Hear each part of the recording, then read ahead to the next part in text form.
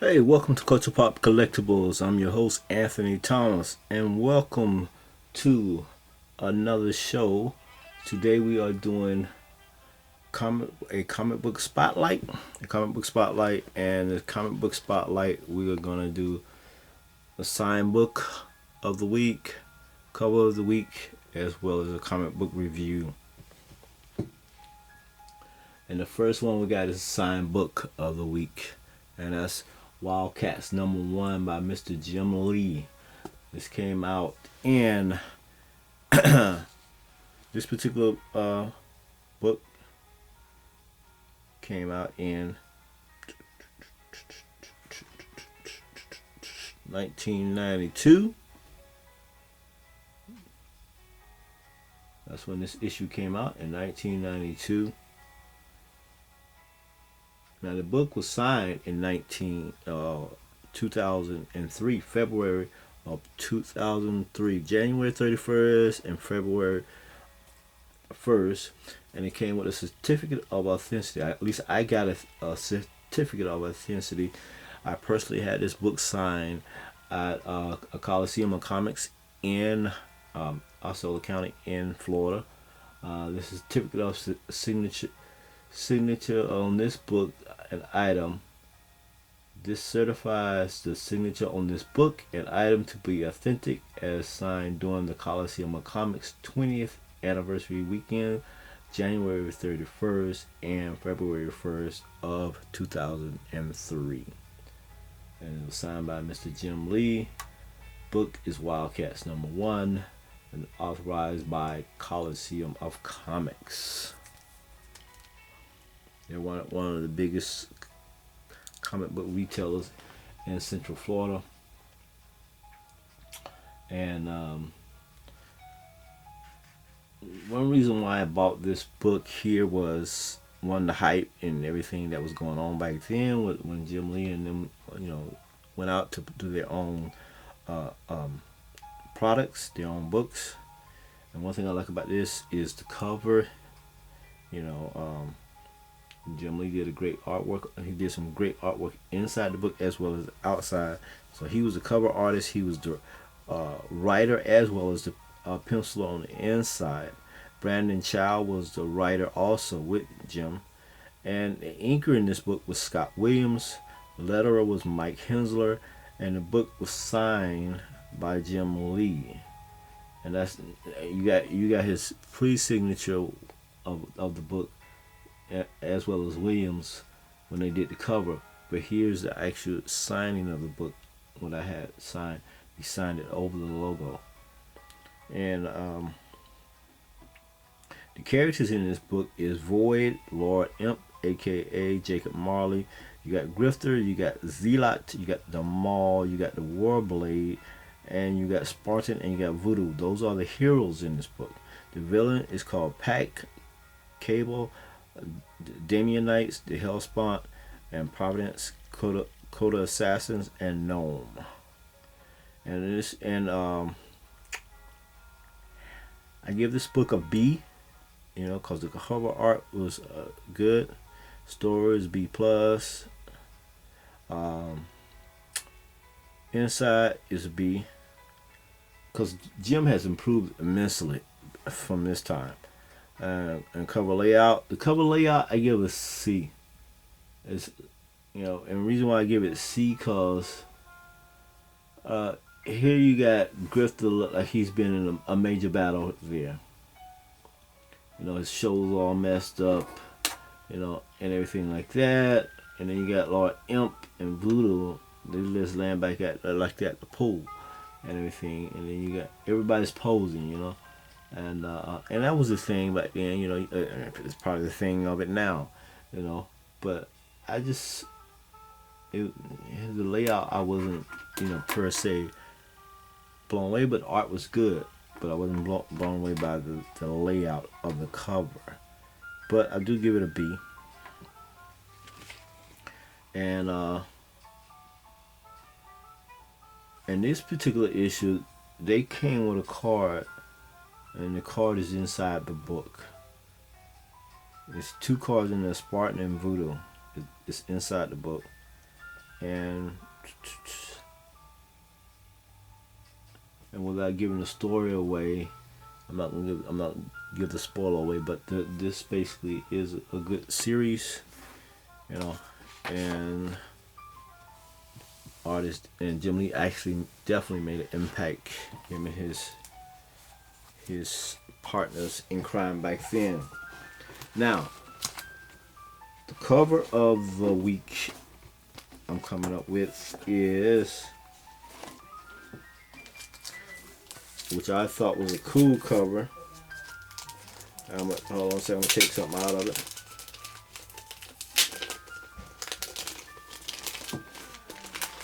The cover of the week. I thought this was a cool cover. Here, the Ultimates. And here you got the Galactus from that universe, and then you have Lady Jane, or Jane Foster rather, as Thor. And she's not the first person to be Thor girl. They don't have two, if I'm not mistaken. It might have been three.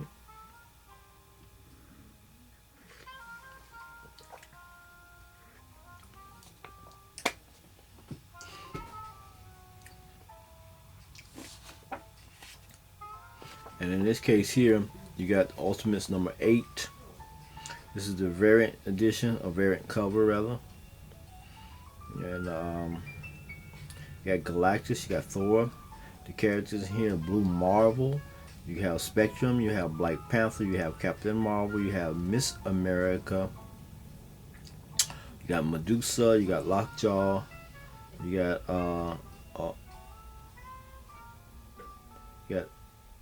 the villain basically is Thanos. You got Crystal also is in this. And also you got, right on this here is Al Ewing. Al Ewing.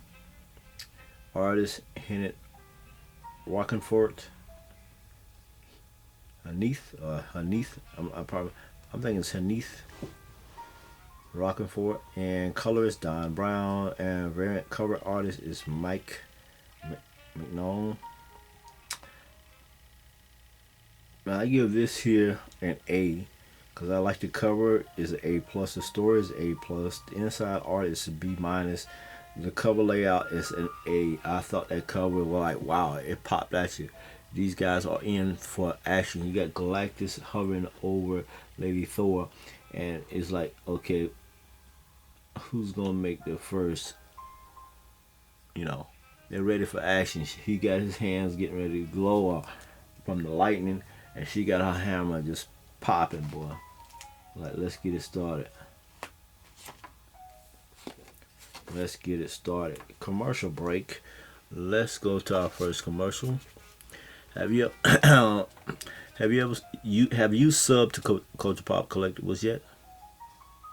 If not, please hit the subscribe button.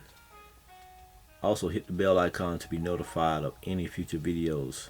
Leave a thumbs up or thumbs down, and also leave a comment. Alright, back to the show. So this is my cover of the week. I love the layout. I love the energy, you know, around them. Her standing on top of a cliff, or it could be a mountain. She got her hammer pulled out, ready. The power is popping. The wind is blowing because her cape is all up in the air. You know, everything is blowing. So who's gonna make the first move? So that's the cover of the week. And now let's go into this comic book review. And our first comic book review is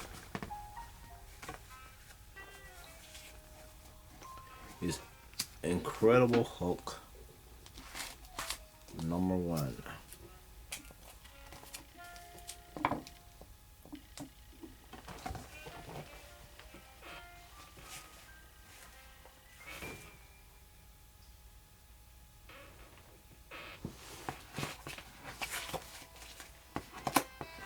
number 1.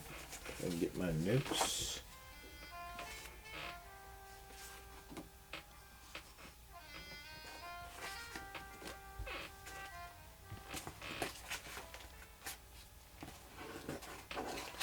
Incredible Hulk number 1.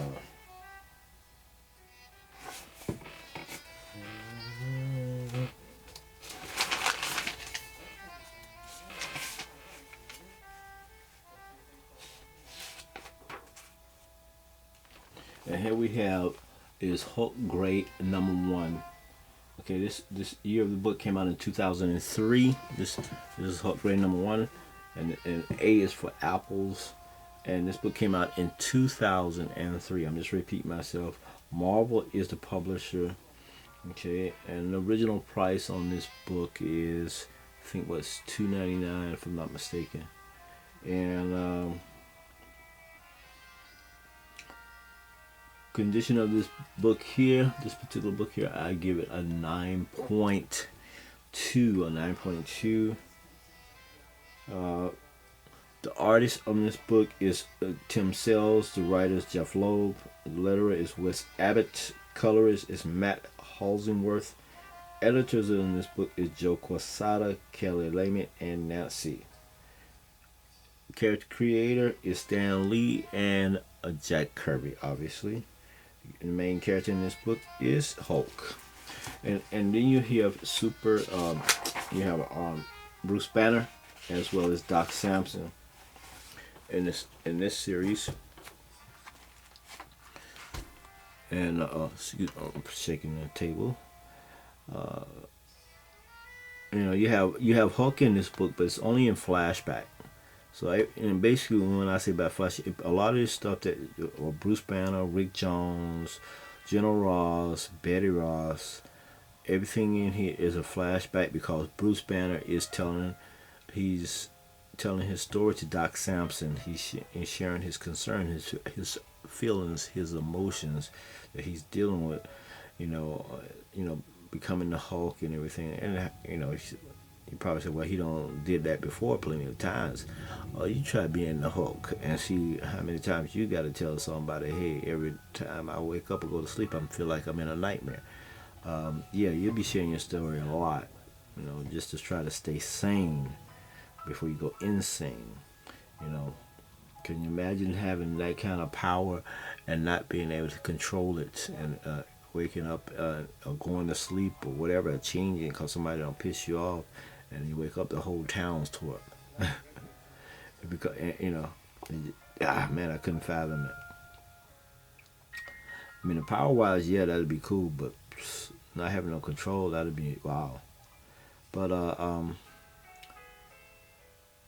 supporting characters in this book is Rick Jones, Betty Ross, and General Ross only in flashback. Other characters is Brian Banner mentioned, U.S. Army, only in flashback. Location, Doc Samson's office is where Bruce Banner is and Doc Samson is talking, and New Mexico, and also locations are New Mexico's, Los Diablos, and the missile base. Items featured in this book was gamma bombs, a gamma bomb basically pistol, only a flashback, and a rocket launcher, showing that army trucks. I give this book an A+ because I like the covers, the simplicity of it, as well as the storyline is awesome as well. And in this story, Bruce needed some kind of comfort.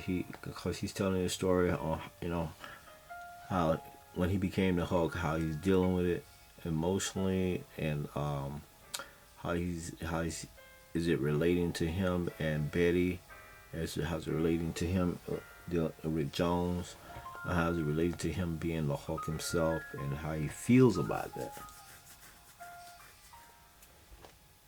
I mean, in this story, the art is great. It's kind of, airy, but the line work is beautiful. And he also talks about his feelings towards each, person. Betty he loves, You know, Rick Jones is a friend. Um, General Ross is an enemy. He hates him. You know, General Ross hates him, the Hulk, and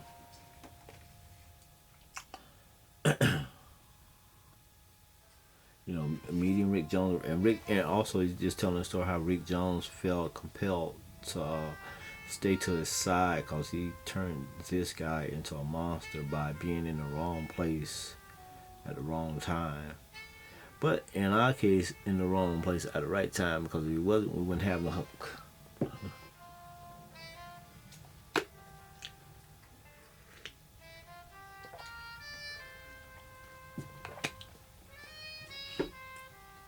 So